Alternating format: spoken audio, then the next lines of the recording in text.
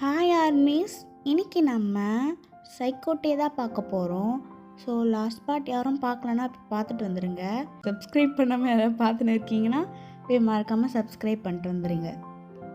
So நீங்கள் coffee ஷாப்பில் தான் இருப்பீங்க. நீங்கள் ஒர்க் செஞ்சுன்னு இருக்கும்போது உங்கள் ஓனர் சொல்லுவார், இந்த மாதிரி ஒரு 11 மணி வரைக்கும் ஷாப் ஓப்பனில் இருக்கணுமா, தெரிஞ்ச கெஸ்ட்லாம் வராங்க, அதனால் நீ கொஞ்சம் வெயிட் பண்ண முடியுமா உன்னால் அப்படின்னு கேட்குறாரு. நீங்களும் யோசிக்கிறீங்க. யோசிச்சோன்னே அவர் சொல்கிறாரு, நான் கொஞ்சம் எக்ஸ்ட்ராவே காசு தரமா உனக்கு அப்படின்னோடனே சரி ஓகே அப்படின்னு சொல்லிடுறீங்க. நீங்களும் வெயிட் பண்ணுறீங்க. அப்புறமா நீங்கள் ஒரு 11:30க்கு தான் கிளம்புறீங்களே அங்கேருந்து. ஸோ அந்த காஃபி ஷாப் எங்கே இருக்கும்னா கொஞ்சம் பார்க்குறதுக்கு மெயின் ரோடு மாதிரி தான் இருக்கும். அந்த இடத்துல தான் இருக்கும். ஏன்னா நிறைய பேர் வந்துட்டு போகிற மாதிரி இருக்கும். ஆனால் நீங்கள் 11:30க்கு கிளம்புறதுனால கொஞ்சம் பீப்புள்ஸ் தான் இருக்காங்க. அதாவது ரேராக தான் ஒருத்தர் நடந்து போகிறது, ஒருத்தர் வண்டியில் போகிறதுலாம் பார்க்க முடியும். ஏன்னா அது அவ்வளோ நைட்டில் நீங்கள் அப்படி போய்கிட்டே இருக்கும்போது உங்கள் வீடான சந்துக்குள்ளே போகும்போது இந்த மாதிரி சொல்கிறாங்க, அங்கே பள்ளம் தோண்டியிருக்காங்க, உங்களால் போக முடியாது, உங்களால் சுற்றி தான் போக முடியும், நீங்கள் அந்த வழியாக தான் போகணும் அப்படின்னு சொல்கிறாங்க. நீங்களும் என்னடா நம்மளுக்கு சோதனை அப்படின்னு சொல்லிட்டு கிளம்புறீங்க. நீங்கள் எப்போதும் போகிற வழியோடு இந்த வழி என்னடா இவ்வளோ மோசமாக இருக்கே அப்படின்ட்டு பயந்துக்கிட்டே தான் போகிறீங்க. ஸோ நீங்கள் போய்கிட்டே இருக்கீங்க.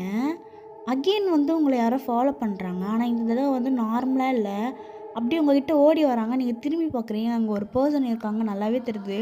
நீங்கள் அதை பார்த்த உடனே அலறி வச்சு ஓடுறீங்க. அதுவும் இல்லாமல் அந்த வழியிலேருந்து உங்கள் வீடு வர ரொம்ப தூரம், போகிறதுக்கே ரொம்ப டைம் ஆகும். பத்தாததுக்கு வரைக்கும் அங்கே பள்ளமேடாக இருக்கும். நீங்கள் எப்படி தடுக்கி விழுவீங்கன்னு கூட தெரியாது. ஸோ உங்கள் பின்னாடி ஓடி வர அந்த பர்சன் கையில் பெரிய நைஃப் இருக்குது.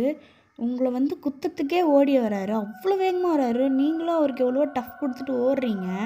ஆனால் ஒரு கட்டத்துக்கு மேலே நீங்கள் அந்த நான் சொன்னதில் பள்ளமேடாக இருக்கும்ன்ட்டு அதில் கால் பட்டு நீங்கள் கீழே விழுந்துடுறீங்க. ஸோ உங்கள் கையெல்லாம் தேஞ்சிக்குது. நீங்கள் கீழே விழுந்ததை பார்த்து அந்த பர்சன் உங்கள்கிட்ட கொஞ்சம் வேகமாக உங்களே பார்க்குறாரு. உங்களே பார்த்துட்டு உங்களால் ஏஞ்சிக்க முடியல. ஏன்னா செம்மையாக தேஞ்சிருக்கு, கை காலெலாம் செம்மையாக தேஞ்சிருக்கு. உங்களால் நகரக்கூட முடியல. ஆனால் கொஞ்சமாக எப்படியாச்சும் தப்பிச்சே ஆகணும்னு நகர்றீங்க. அந்த பர்சனும் உங்களை பார்த்துட்டு உங்கள் கால் மேலே அவர் காலை போட்டு மிதிக்கிறாரு. நீங்கள் கத்துறீங்க, வலிக்குது, விடு விடுன்னு சொல்லிட்டு கத்துறீங்க. ஆனால் அவ்வளோ அழுத்தி மிதிக்கிறாரு அவர். நீ தானே என் தம்பியை ஆள் வச்சு கொலை பண்ணது அப்படின்னு அந்த பர்சன் சொல்கிறாரு. நீங்களும் பார்க்குறீங்க, யார் உன் தம்பி, யார் நீ, எனக்கு நீ யாருன்னே தெரியாது, உன் தம்பி யாருன்னே தெரியாது, அதுவும் இல்லாமல் நான் யாரை ஆள் வச்சு கொலை பண்ண போகிறேன் அந்த மாதிரி யோசனையும் இல்லை, நீ முதல் காலடி, எனக்கு வலிக்குதுன்னு சொல்லிட்டு நீங்கள் கதறீங்க. ஸோ அந்த பர்சனும் பொய் சொல்லாத அப்படின்னு சொல்லிட்டு நைஃப் எடுத்து உங்களை குத்த வராரு. ஸோ தூரத்துலேருந்து யாரோ அவரோட கால்லே ஷூட் பண்ணிடுறாங்க. உங்களை குத்த வந்த அந்த பர்சனும் கீழே வந்துடுறாரு. நீங்கள் பார்க்குறீங்க, அது வேறு யாரும் இல்லை, அந்த போலீஸ் ஆஃபீஸர் ஜின் தான். ஸோ ஜின்னும் உங்ககிட்ட நீங்கள் ஓகேவான்னு கேட்குறாரு. நீங்களும் ஓகே அப்படின்னு சொல்கிறீங்க. ஸோ திரும்பி பார்த்தா உங்களை குத்த வந்த அந்த பர்சன் காணோம். அவர் இதான் சாக்கு, போலீஸுன்ட்டு ஓடி போயிருப்பார் போல். அப்புறம் ஜின் உங்களை பார்த்து கேட்குறாரு, இந்த டைமில் நீங்கள் இங்கே என்ன பண்ணுறீங்க, வீட்டில் தானே இருக்கணும் அப்படின்னு கேட்குறாரு. நீங்களும் நடந்ததெல்லாம் சொல்கிறீங்க.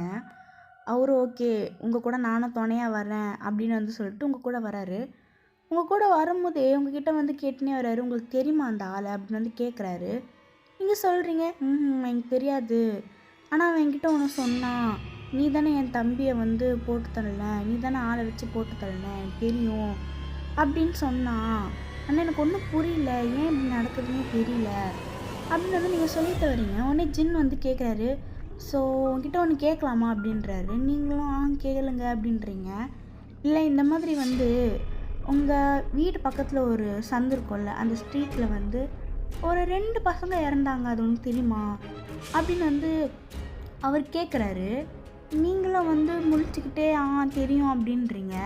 நான் சிசிடிவி ரெக்கார்ட் பார்த்தேன், அந்த 2 பசங்களும் உங்ககிட்ட தான் என்னமோ பண்ணின்னு இருந்தாங்க, நான் பார்த்தேன், என்ன நடந்ததுன்னு கொஞ்சம் கிளியராக சொல்வீங்களா அப்போது அப்படின்னு கேட்குறாரு. நீங்களும் சரி ஓகே அப்படின்னு சொல்லிட்டு நடந்தது எல்லாத்தையும் சொல்கிறீங்க. அதுக்கப்புறமா அந்த பசங்களுக்கு என்ன ஆச்சுன்னு உங்களுக்கு தெரியுமா அப்படின்னு ஜின் கேட்க, நீங்கள் சொல்கிறீங்க, இல்லை எனக்கு தெரியாது, நாங்கள் ஓடி வந்துட்டேன், அதுக்கப்புறமா எனக்கு எதுவுமே தெரியாது. உடனே ஜின் சொல்கிறாரு, நான் ஏன் கேட்குறேன்னா நீங்கள் அங்கேருந்து ஓடி போனதுக்கப்புறமா அந்த சிசிடிவி ரெக்கார்டே கட் ஆகிடுச்சு.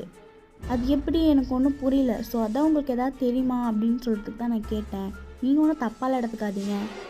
இல்லை நான் தப்பால் எடுத்துக்கல, சரி என் வீடு வந்துடுச்சு நான் கிளம்புறேன் அப்படின்னு வந்து நீங்கள் சொல்கிறீங்க.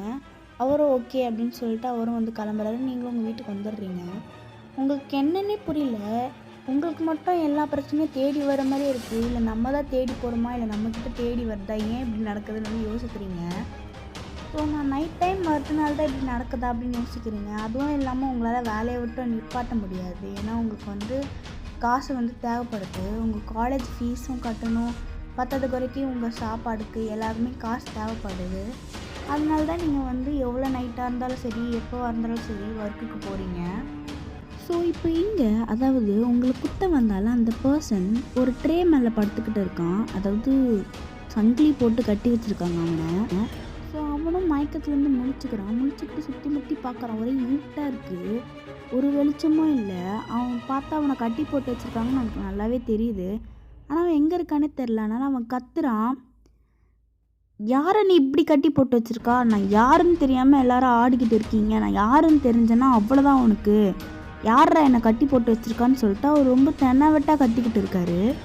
இப்போது அந்த ரூம்லேருந்து ஒரு பர்சன் வந்து கதவு திறக்கிறாரு. அவர் திறக்கும் போது அவ்வளோ இருட்டாக இருக்கிற அந்த ரூமில் வந்து அந்த வெளிச்சம் அப்படியே அவரோட முகத்துலேயே, அதாவது அங்கே படுத்துக்கிட்டு இருக்கிற பர்சன் முகத்துலேயே படுறதுனால அவர் கண்ணு கூசுது. அவர் இறுக்கி அவரோட கண்ணை மூடிக்கிறாரு. அப்புறம் இந்த பர்சன் வந்து டோர்லாம் லாக் பண்ணிட்டு ஒரு லைட் ஆன் பண்ணுறாரு. அதாவது அந்த லைட் வந்து எப்படின்னா, இப்போது அந்த ஒரு பர்சன் வந்து படுத்திருப்பார்ல, சங்கிலியால் கட்டி போட்டு வச்சுருப்பாங்கள்ல, அந்த பர்சன் மேலே மட்டும்தான் அந்த லைட் எரியும், மற்றபடி சுற்றி இருட்டாக தான் இருக்கும். இப்போ அங்கே படுத்துக்கிட்டு இருக்கிற அந்த பர்சன் வந்து கத்துறாரு, யார்ரா நீ, என்னை ஏன்டா கட்டி போட்டு வச்சுருக்க, நான் யாருன்னு தெரியுமா, முதல்ல கட்டை கழட்டி விட்றா அப்படின்னு வந்து அவர் கத்துறாரு. உடனே இங்கே இந்த பர்சன் வராருல, அவர் வந்து சீ என்ன இப்படி சத்தம் போடுறேன், எனக்கு சத்தமாக இருந்தாலே பிடிக்காது தெரியுமா, அமைதியாரு, அப்படி இல்லைன்னா உன் தொண்டையை வெட்டிடுவேன் அப்படின்னு வந்து சொல்கிறாரு. ஸோ இப்போ இந்த பர்சன், அதாவது வந்து இப்போ பேசினார்ல அந்த பர்சன் பார்க்க எப்படி இருக்காருன்னா, முகத்தில் வந்து ஒரு பிளாக் மாஸ்க் போட்டிருக்காரு, அப்புறம் ஒரு ஏப்ரான் போட்டிருக்காரு. அந்த ஏப்ரானே பார்க்குறதுக்கு வந்து எப்படின்னா ஒரு மாதிரியா ரத்தமாக அதுலேருந்து ரத்தம் சொட்டிக்கிட்டு அப்புறம் ஒரு மாதிரி மோசமாக இருக்குது. அந்த ஏப்ரான் பார்க்குறதுக்கே ஒரு மோசமாக இருக்குது.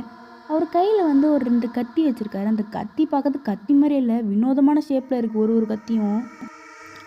அந்த பர்சன், அதாவது படுத்துக்கிட்டு இருக்கிற அந்த பர்சன் வந்து என்ன பண்ணுறாரு, இந்த மாதிரி கத்துறாரு, என்னை விடு, தயவு செஞ்சு விடு, என்னை விட்டுரு, நான் வந்து யார்கிட்டையும் சொல்லக்கூட மாட்டேன், நான் இங்கேருந்து அப்படியே போயிடுறேன், என்னை விடு, தயவு செஞ்சு விடு அப்படின்னு வந்து அவர் வந்து கொஞ்சம் தடுமாற்றத்துலேயே அப்படி வந்து சொல்லுவாரா.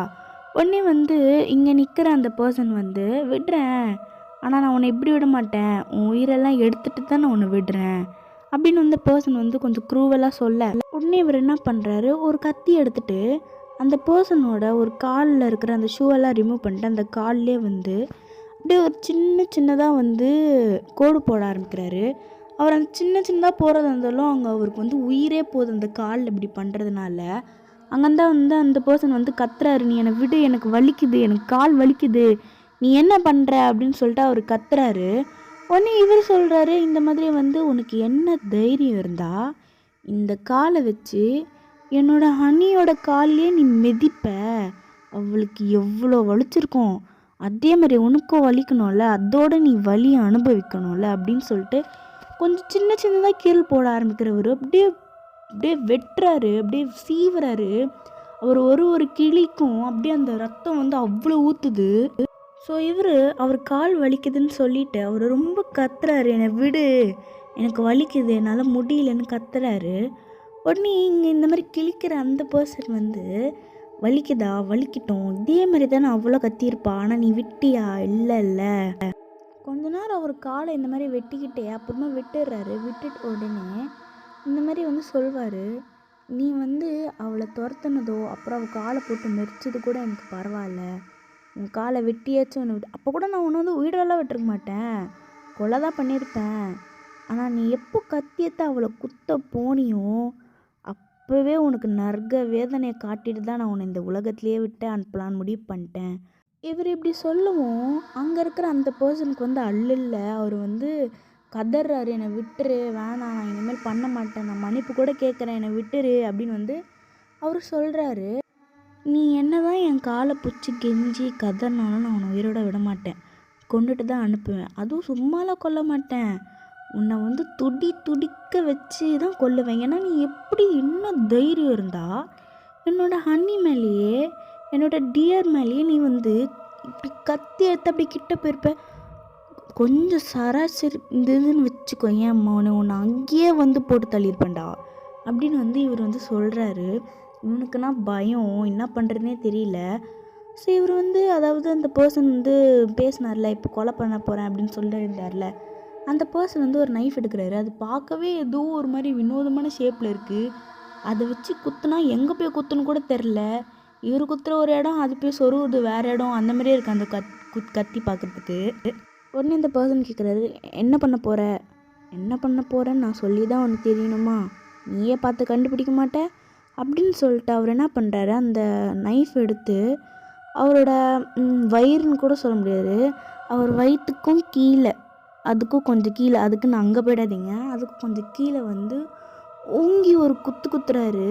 அவ்வளோதான். அந்த கத்தி வந்து ஒரு மாதிரி சுருண்டு இருக்குமா, அது போய் அப்படியே குத்து சொல்ல அவருக்கு வந்து அவள் தான் உயிரே போகுது. அப்புறம் ரத்தம் வேற தெறிக்குது. அது குத்துனும் கூட பரவாயில்ல, அது எடுக்கும் போது அவர் வயிற்றில் இருக்கிற அந்த ஃப்ளஷ் அப்புறம் என்னென்னமோ அப்படியே வருது, அதோட சேர்த்து அவருக்கு உயிரே போகுது. அவர் கதறாரு. அது மட்டுமும் இல்லாமல் ஒரு எப்படி சொல்கிறது, ஒரு பாக்ஸ்குள்ளேருந்து அந்த ஒரு எலி எடுக்கிறாரு. அந்த எலி எடுத்து அந்த பர்சன் வயிற்று மேலே வைக்கிறாரு. வச்சுட்டு அந்த எலி மேலே ஒரு பவுல் போட்டு மூடிட்டு அந்த பவுல் மேலே ஒரு சூடான ஒரு கறிக்கல்னு வாங்க பார்த்தீங்களா, அது என்னமோ என் வாயில் வந்து நான் சொல்கிறேன்னா உங்களுக்கு புரியும் நினைக்கிறேன். அதை எடுத்து அது மேலே வைக்க சொல்லும் போது அந்த எலிக்கு சூடு தாங்க முடியாமல் அது தரன்னு நினச்சிக்கிட்டு அந்த பர்சனோட வயிற்றை வந்து கிழிக்குது. அதாவது நம்ம வந்து கிழிச்சிட்டு அந்த பக்கமாக வெளிக்கா வந்துடலாம், சூடு தாங்க முடியல அப்படின்னு நினச்சிக்கிட்டு அந்த பர்சனோட வயிற்றை வந்து கிழிக்குது. இவருக்கு உயிரே இல்லை. அந்த பர்சன் வந்து ரொம்ப கத்துறாரு. இதெல்லாம் பார்த்துக்கிட்டு அந்த இன்னொரு பர்சன் சிரிக்கிறாரு. சிரிக்கும் போதே சொல்கிறாரு, இனிமேல் நான் உன்னை கொலை பண்ணுறதை பார்த்து என் ஹனியை யாரோ டச் பண்ணுறதுக்கே பயப்படணும் அப்படின்னு வந்து சொல்கிறாரு. அப்புறம் வந்து அந்த எலி வந்து கிழிச்சு உள்ளேயே போயிடுது. உள்ளே போது அந்த பர்சன் வந்து அப்படியே இறந்துடுறாரு. அந்த எலியும் அப்படியே இறந்துடுது அங்கேயே. ஸோ இந்த பர்சன் பார்த்துட்டு, என்ன இவன் அதுக்குள்ளே இறந்துட்டான், இன்னும் டார்ச்சர் பண்ணலான்னு நினச்சேனே, இருந்தாலும் பரவாயில்ல, இவனா செத்து தானே போயிட்டான், உயிர் தானே போயிடுச்சு, உடம்பு இருக்குன்னு சொல்லிட்டு ஒரு ஊசி எடுப்பார். அந்த ஊசி இருக்கும்ல, அதை எடுத்துகிட்டு அப்படியே அவரோட கண்ணில் 2 கண்ணிலையும் அப்படியே குத்துவார். இத்தனைக்கும் அந்த பர்சன் வந்து இறந்துட்டார். அப்போ கூட அவர் வந்து சும்மா விடாமல் ஒரு மாதிரி ரொம்ப சைக்கோவாக, ரொம்ப ஒரு வெறி பிடிச்ச மாதிரி அந்த பர்சன் வந்து கொலை பண்ணுறாரு. ஸோ இப்போ இது வந்து மார்னிங் வந்து ஜின் அவரோட வீட்டிலேருந்து ஸ்டேஷனுக்கு போகலான்னு கிளம்புறாரு. அவரோட கார் எடுத்துகிட்டு கிளம்புறாரு. கரெக்டாக ஒரு கார் எடுத்துகிட்டு வெளில வரும்போது மேலேருந்து ஒரு பாடி தொப்புன்னு விழுது அவர் கார் மேலே. அப்படியே அவர் கார் கண்ணாடிலாம் ரத்தமாக இருக்குது. அவர் வெளில வந்து பார்த்துட்டு கொஞ்ச நேரத்துலேயே அந்த இடம் பூரா நிறைய மீடியாஸ், அப்புறமா ஆம்புலன்ஸ், போலீஸஸ், அப்புறம் நிறைய கும்பலாக இருக்காங்க அந்த இடமே. ஸோ ஜின்னும் அங்கே என்னன்ட்டு ஃபுல்லாக செக் பண்ணிட்டு எங்கேருந்து அந்த பாடியை வந்து போட்டிருக்காங்க அந்த மாதிரிலாம் அவங்க வீட்டில் வந்து செக் பண்ணிவிட்டு அவர் வந்து அவர் வீட்டை விட்டு சரி நம்ம போய் வந்து சிசிடிவி கேமராலாம் செக் பண்ணி பார்க்கலான்னு சொல்லிட்டு அவர் வீட்டை விட்டு வெளில வராரு. அவர் இப்படி வெளில வரும்போது நிறைய மீடியாஸ்லாம் வந்து இந்த மாதிரி கேள்வி கேட்குறாங்க. என்ன சார், உங்கள் வீட்டிலே வந்து இந்த மாதிரி பாடி போட்டிருக்காங்க, ஒருவேளை நீங்கள் தான் கொலை பண்ணிங்களா, இல்லை நீங்கள் தான் சொல்லி கொலை பண்ணிங்களா, அந்த மாதிரி வந்து நிறைய பேர் கேட்குறாங்க. ஒன்று ஜின் வந்து உங்கள் கேள்விக்கெலாம் பதில் சொல்கிற நேரம் இது இல்லை, இப்போ நான் போகணும், என்னை விடுங்க அப்படின்னு வந்து ஜின் சொல்கிறாரு. உடனே வந்து இன்னொருத்தவங்க கேட்குறாங்க, இந்த மாதிரி தினமும் கொலை நடந்தால் எங்களுக்கு யார் சேஃப்டி கொடுப்பாங்க சார், எப்போ சார் இந்த மாதிரி யார் கொலை பண்ணுறாங்கன்னு கண்டுபிடிக்க போகிறீங்க அப்படின்னு அந்த பர்சன் கேட்கவும் ஜின்னும் வந்து சொல்கிறாரு, நாங்கள் கூடிய சீக்கிரம் கண்டுபிடிச்சிருவோம், நீங்கள் யாரோ வரி பண்ணிக்காதீங்க அப்படின்னு வந்து அவர் சொல்லுவார். உடனே நீங்கள் இப்படி தான் சொல்லுவீங்க, ஆனால் வெளில நடமாடுறதுக்கே பயமாக இருக்குது, எந்த நேரத்தில் யாரை தூக்குவாங்க, எந்த நேரத்தில் யாரை கொலை பண்ணுவாங்கன்னு கூட தெரியல, உங்களை நம்பி தானே சார் நாங்களாம் இருக்கோம். இப்போதைக்கு நான் ஒரே ஒரு விஷயம் சொல்லிக்கிறேன், நாங்கள் கொலையாளியை கண்டுபிடிக்கிற வரைக்கும் கொஞ்சம் சேஃபாகவே இருங்க, இதை தான் என்னால் சொல்ல முடியுமே தவிர வேறு எதுவும் நான் சொல்ல முடியாது, சரி நான் வரேன் அப்படின்னு சொல்லிட்டு ஜின் கிளம்புறாரு. பின்னாடியே வந்து மீடியாஸ் துரத்துறாங்க. ஸோ அவர் வந்து ஸ்டேஷனுக்கு போயிடுறாரு. ஸோ நான் இதோட இந்த எபிசோடை வந்து ஸ்டாப் பண்ணிக்கிறேன். நம்ம நெக்ஸ்ட் எபிசோடில் மீட் பண்ணலாம். பாய். பார்க்குறவங்க லைக் பண்ணலன்னா லைக் பண்ணிவிடுங்க. மறக்காமல் உங்களுக்கு பிடிச்சிருந்தா உங்கள் ஃப்ரெண்ட்ஸுக்கெலாம் ஷேர் பண்ணிவிடுங்க. சப்ஸ்கிரைப் பண்ண மறந்துடாதீங்க. ஓகே, பாய்.